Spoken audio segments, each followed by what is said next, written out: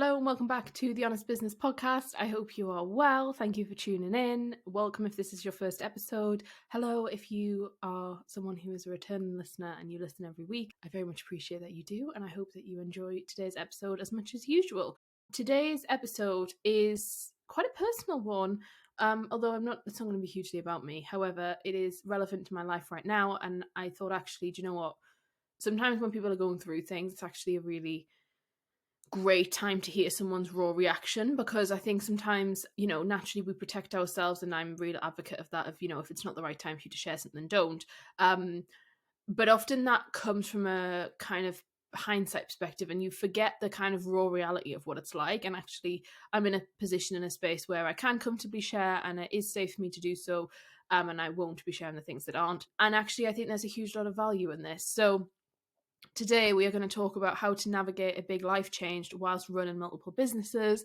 I have a kind of 15-step sort of toolkit process, things to think about, things to watch out for. And I thought I'd share that with you, and just thought that that would be hugely helpful for anyone who is also going through a big life change right now and is trying to juggle and do all the things. And this is there for anyone, if maybe you're listening to this and this doesn't affect you right now, and I'm so pleased that doesn't, but if in time it does, then this is there for you to support you and to be there to kind of help you almost. So just for some context and to sort of preference this episode, I want to just set some boundaries and be clear about this. So this episode, I'm talking about how to navigate a big life change whilst running multiple businesses. Therefore, some of the things I'm going to talk about involve money. And I am very clear, and I'm talking about this because I believe that as women, especially, we need to have these conversations, and people need to understand kind of what other people are doing to get through things and to manage things and to be spinning loads of different plates at once. So some of the things I'm going to talk about in here are not accessible to every single human being on the planet. That's rough and that's annoying and that's unfair, but I also won't deny talking about it, because I think that doesn't help anyone either. So just to kind of preference the top of this, yes, some of these things are, a privilege and a nice to have, and you don't have to have all of them. And I have definitely gone through big life changes without it, but I am talking from a perspective of people who listen to this episode are business women predominantly, who are running businesses, who are very successful at what they do. They are striving for more. They really are key leaders in their industry, and therefore do have disposable income and do have money to support them. So I just want to put that there. That's not to say that the rest of this episode is inaccessible to people, because it is not, but I just wanted to kind of lay that on the ground. And I'm going to actually talk about that from the sort of first point and then get it over with, because actually the rest of it is not really focused around money and things. And in terms of personally, I am currently dealing with something in my life, and have been for the last 4 weeks, that has really kind of changed my life and has changed up my day-to-day. And whilst I won't be sharing that with you all, it's not my story to share and to talk about. It is really hard, and it has been difficult, and things have changed, and I feel sort of, this is not new to me. This has happened to me before, and sadly numerous times in terms of different situations, but things crop up in my life.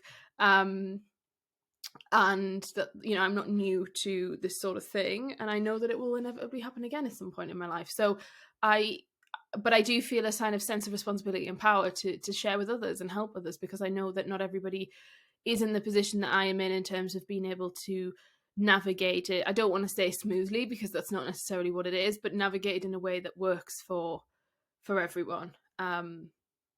So yeah, let's dive in. I've got 15 kind of pointers, steps, things to think about as sort of a 15-step plan. So, and just off the bat, if you are dealing with something difficult and you are having a difficult time, I'm sending you a lot of love and a lot of support and a lot of strength, because I know it can be hard and it can be challenging and difficult, and sometimes these things really come and test us and really challenge our resiliency and how we kind of show up in the world. So that is also why, if you're watching this on video, because for those of you who don't know, the podcast is recorded via video and it's uploaded to YouTube if you'd like to watch it sort of visually. There's not a huge lot going on visually. All you see is me sat at my desk with my microphone, the computer, so it isn't hugely exciting. But for those of you who are watching me, and if I do look slightly bedraggled and tired, it's because I am, and my skin is really playing up, and I'm having a really difficult time with that because it's a stress response, and because I know my body and chronic stress, and because I have a chronic illness, my body really can't manage that very well, and so my skin is currently not very happy, and I've got various bits of sort of psoriasis like items on my face.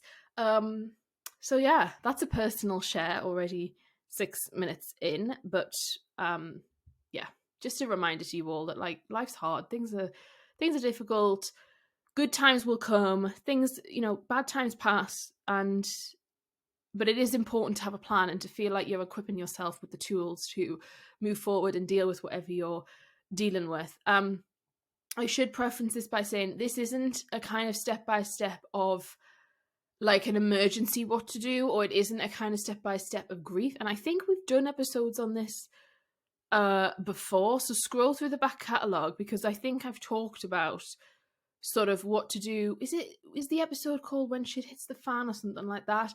There are other episodes in and around this topic, because for those of you who don't know, I've had quite a journey over the last, well, many years, but 2 years ago, a year and a half ago, I lost my mum really tragically overnight, and that had a really big impact, and I've talked about that on the podcast before. So there are other episodes if you are struggling. I know sometimes when you're struggling, you want to just eat up all the information that's possibly out there. So definitely scroll through the catalogue of episodes. However, today we're going to focus on how to navigate a big life change whilst running multiple businesses. And for those of you who don't know, I have 2 businesses, and those are running alongside me dealing with a big life change. So with all that being said, let's dive in. Sorry for the ridiculously long intro. You know what I'm like. I normally dive straight into the episode.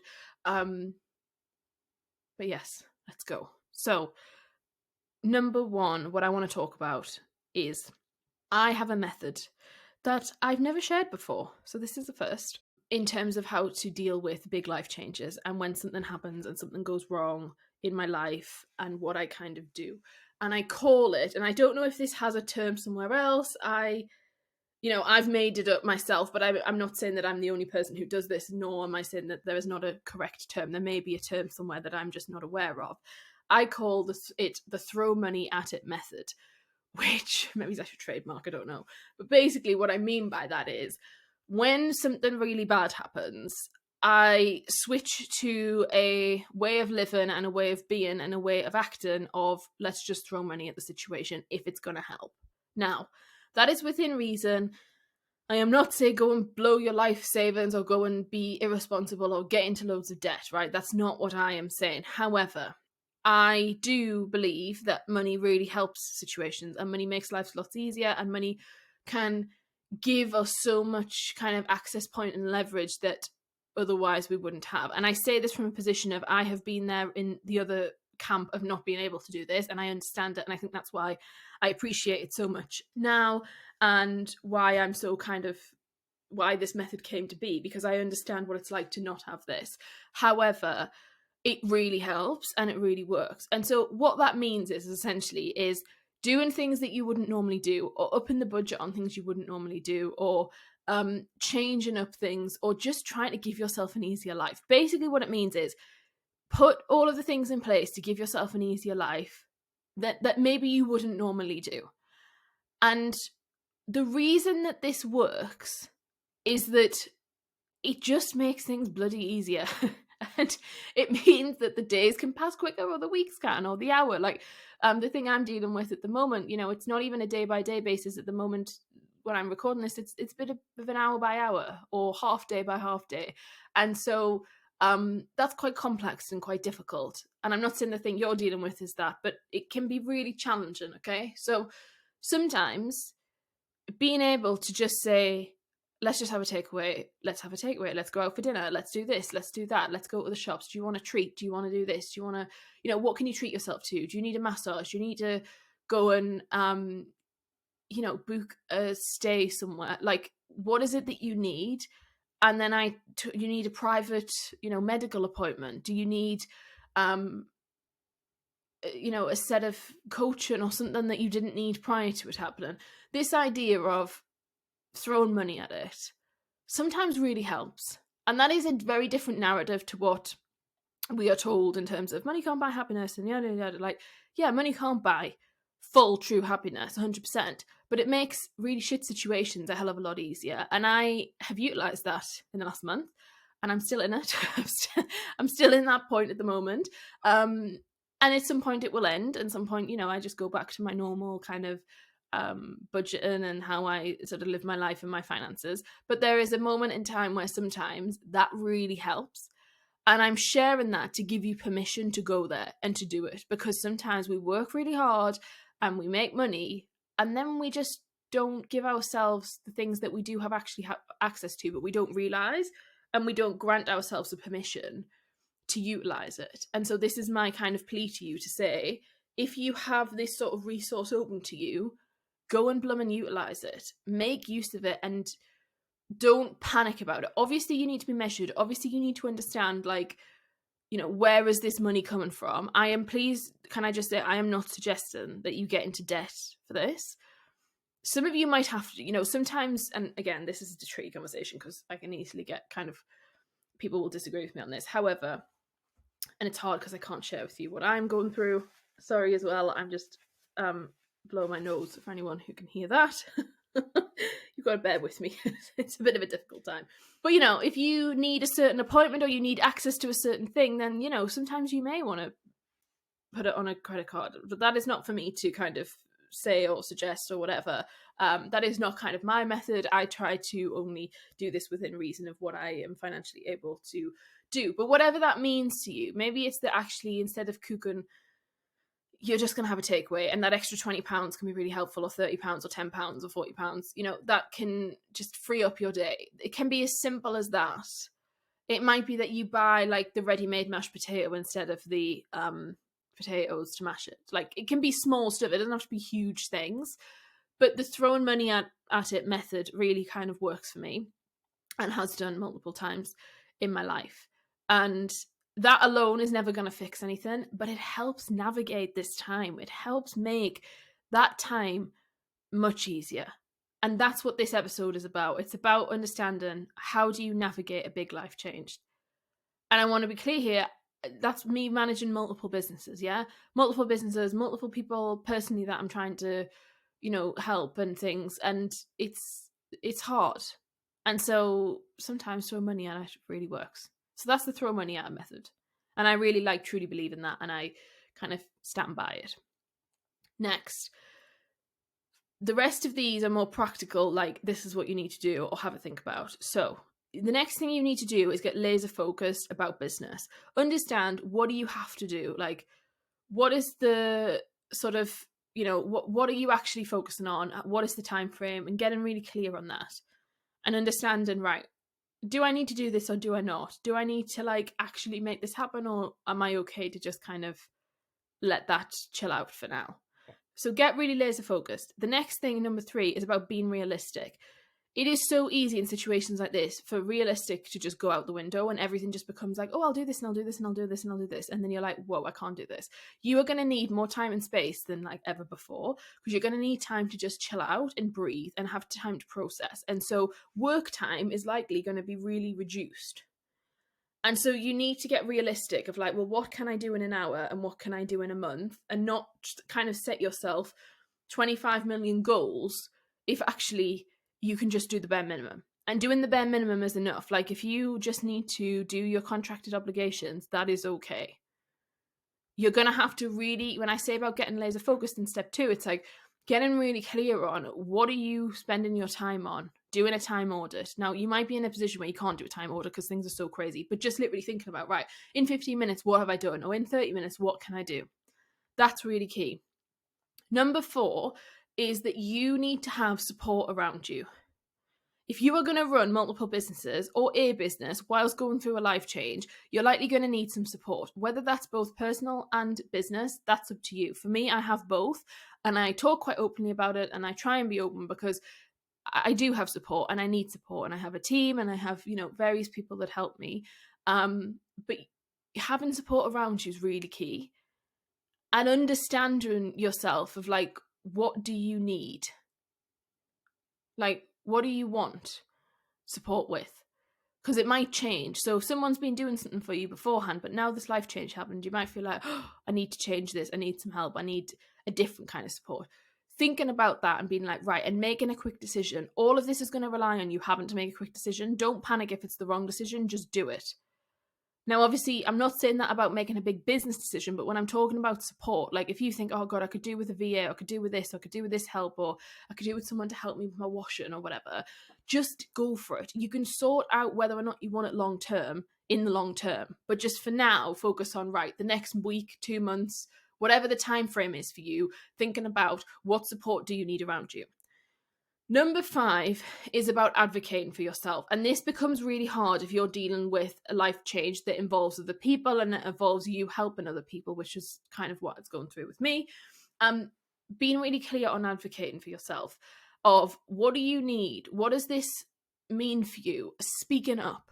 A lot of the time when stuff like this happens, we go inwards and we don't share and we don't kind of like say, I need to talk to someone, or can I just chat to you for half an hour? Like, when we talk about the support thing, these are all interlinked, these steps. It's like, where do you need to advocate for yourself and say, okay, I need an hour free here, or I need just a bit of time where I can just chill out? Get really clear on that for yourself and really think about, right, where do I need to advocate for myself where someone else is not going to see? The 6th step is relating to this, which is about looking after yourself generously. So this isn't just look after yourself. I want you to look after yourself generously.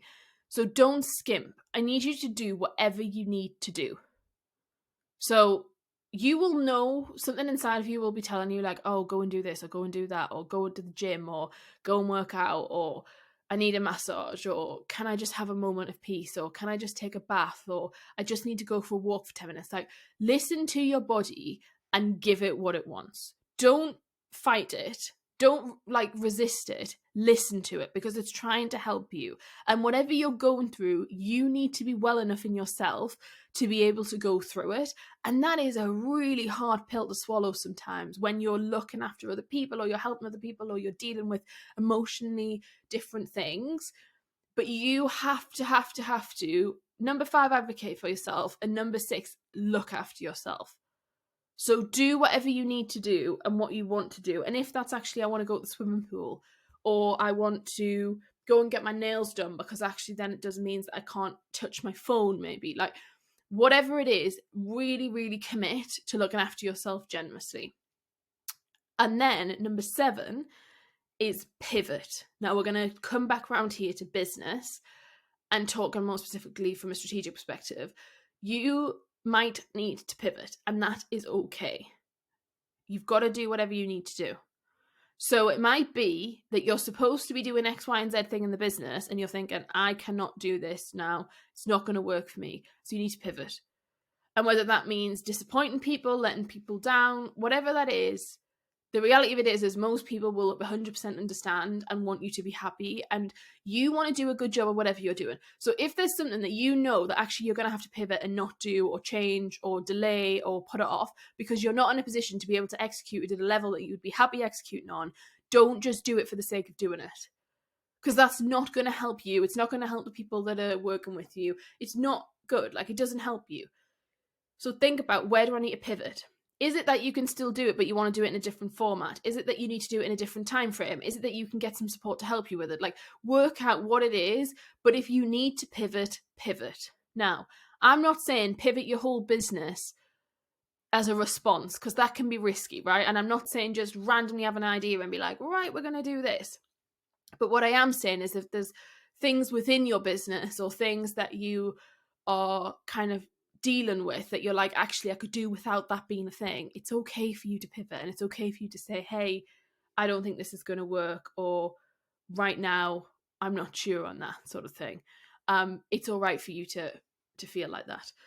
The next point is step 8, which is use your team. So if you have a team and you have a support system around you, utilize them.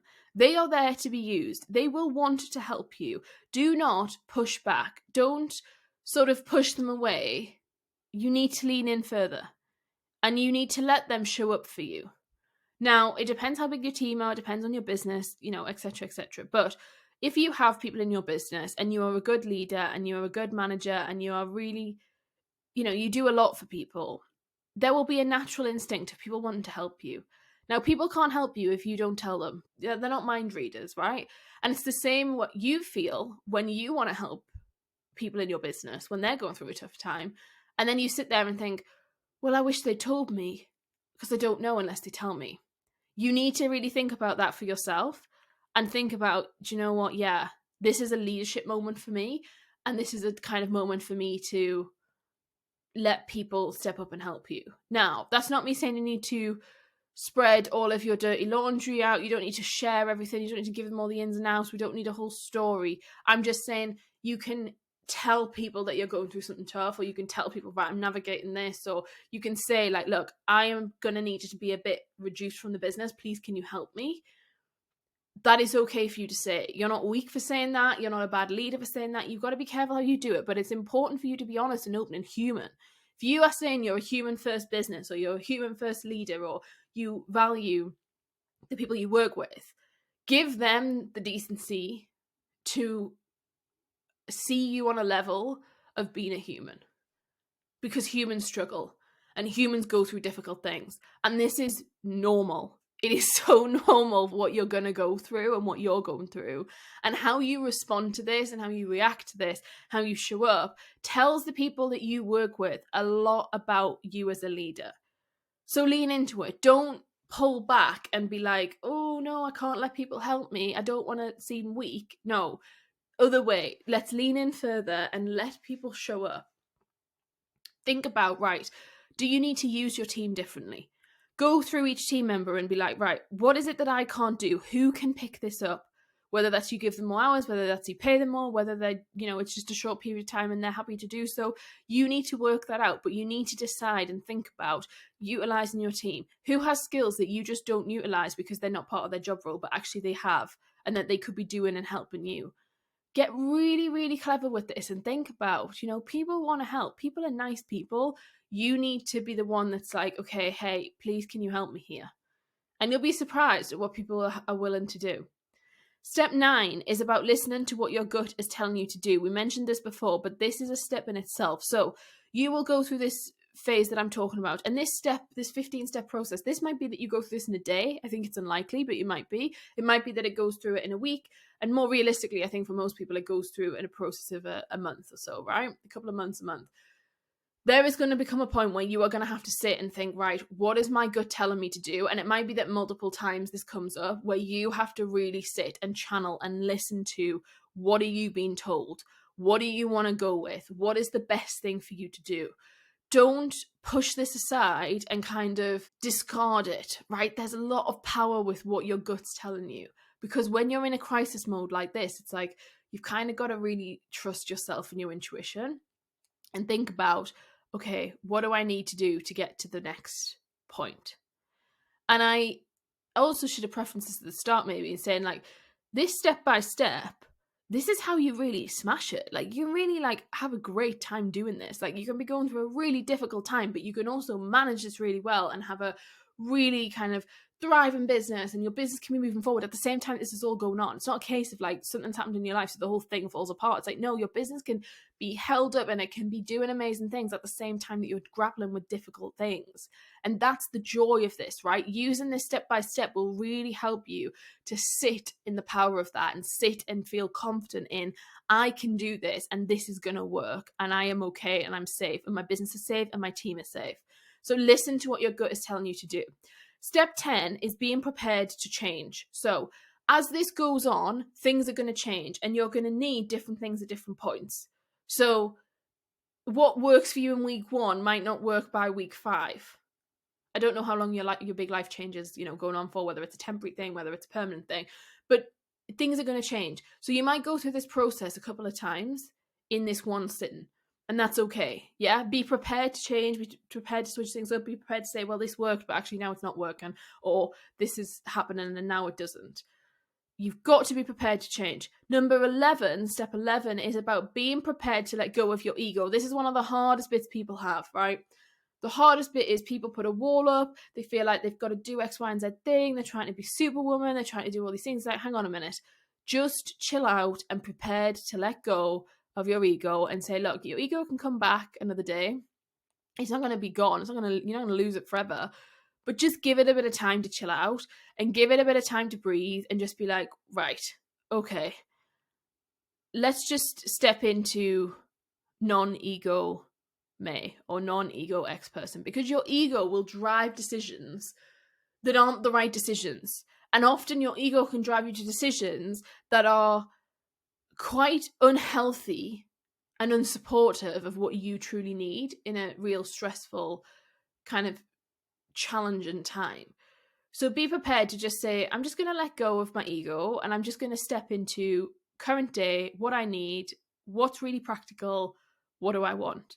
And honoring your happiness and honoring like what you need is essentially what I'm suggesting to you there. Step 12, we're rattling through these. Hopefully it can be quite a short episode. Step 12 is about getting clear on your non-negotiables. So what are non-negotiables in the business? What are non-negotiables in your life? What do you have to do no matter what? And then you need to get clear on what is an optional item and what is a very much just like a project, and is it like, oh, I want to do this, but actually you don't need to do it.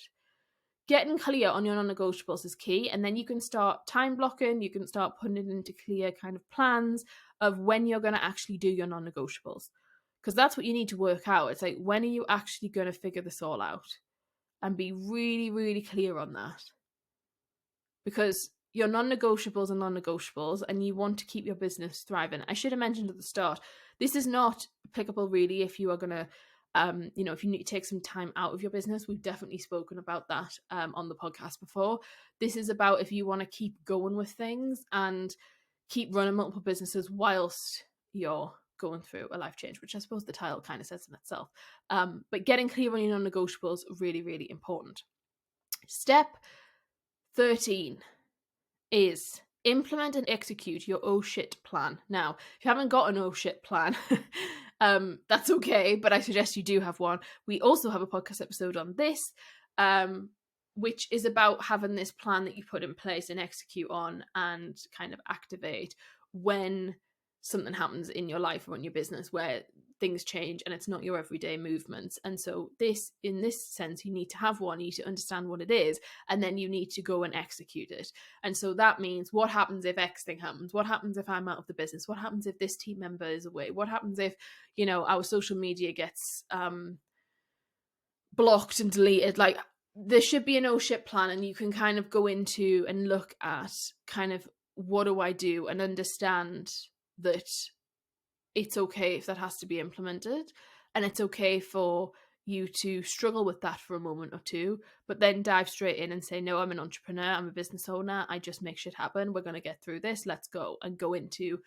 it's not a crisis management plan, although it could be for you. An oh shit plan is more like how the day-to-day business runs, and when you switch into that, it's kind of like a reduced workload of like, well, right, we remove this. So for us, it's like, I remove this out of my calendar and that out of my calendar, and I keep my core activities and I keep this thing and that thing, but I remove X, Y, and Z thing, and it becomes a lot easier for us to manage my diary and to manage my workload, because we just immediately shift to a separate kind of running order of the business. So that is, go and find the episode on that, because it's a really useful one to have. Step 14 is a really key piece, which is you need to audit your business and you need to check in on it. So either daily, weekly, or monthly, depending on the size of the issue you're dealing with, depending on how quickly the different moving parts are changing. But essentially what I mean by this is audit the business at different points and check in and say, right, what is the next step for us? What does that look like? And as I said, it depends on what you're going through as to what the frequency will be. But what I'm essentially saying is that what happens at the start of a crisis or the start of a challenge or the start of a change is always different to 2 weeks down the line or to a month down the line or to 6 months down the line. And so you need to audit and check in, because what you don't want to happen is you don't want this to change the whole direction of your business if it's not intentionally to. And then you end up sort of 12 months down the line and you use this phrase of, oh, well, this happened and that derailed us. Like, it doesn't have to derail you for the rest of the year. It doesn't have to derail your progress or your profit or your revenue. Like, yes, it might, and it might be that it has to for a certain period of time, but you don't want it to be where the whole business has changed and has moved into an oh shit mentality and an oh shit kind of processing system and a way of working that actually you never go back to what originally was the plan. Now, it might be that you find that actually it's beneficial and you don't want to go back, and that's okay, but you need to really look at and understand of being conscious of that and consciously choosing that. It's a difference between constantly choosing that and just inevitably ending up there because nobody audited things and checked in and said, oh, actually, I need to do this. If you've got a team member, you can give that responsibility to a team member to do it together, you two to do it together. So my head of operations, for example, helps me with that. And she, will check in, and we will check in, at all the times anyway in the business, full stop. But especially when I'm going through something, she kind of then knows that at certain points we need to assess to say, okay, well, when are we moving forward with this, or are we still on hold here, or what services, can a certain service not be sold? So for example, for me right now, there's a certain service in the business where it's just not going to be actively sold, and my availability is massively cut on it because I can't physically deliver it for X, Y, and Z reason. And so other things are for sale, but that specific thing isn't in a certain time frame. And then we communicate on that because she needs to know, well, is that forever or is it just for X period of time? And for us, it's just an X period of time thing. So really important that you audit the business and you check in with yourself and your team. Number 15, step 15, the final step is communication. And it's about keeping communication open. And I've put in capitals, with everyone. So whoever you can do, being open is really key. Now, do not get this mixed up with sharing everything, telling everyone everything, being like so open that everyone knows everything. That is not what I'm suggesting. You do not need to do that. It's rather unhealthy to do so. You can argue that it's not good for your brand. There's various different opinions on that, depending on what it is that you're dealing with. However, keeping communication open is really important. Being honest with people is really great. You can be honest without telling everybody the world. And it's really key that you think about, okay, well, what do I want my communication style to be? How do I want people to feel? Do you want people to feel informed? Do you want people to feel safe? Do you want people to feel frustrated? Do you want people to feel worried for you? Get really clear on what's the intention behind that. And then check in of, are you communicating with people? Are you being open? Are you doing what you want to do? And just being open to say, hey, I'm struggling, or this is really hard, or I can't do X, Y, and Z thing in the business, or actually my priority has changed and right now I need to be with X, Y, and Z person, or I need to be on my own. Maybe I can't do the noise, and that's okay, but you need to communicate that. Otherwise, if you don't, that is when businesses start to crumble and when things start to fall apart and when things don't work.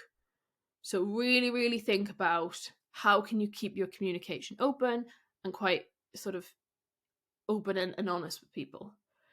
That is my 15-step process of how to navigate a big life change whilst running multiple businesses. This is the process that I have been through and is what I kind of, what I deal with and what I work through. And it has worked for me numerous times and it is working for me right now.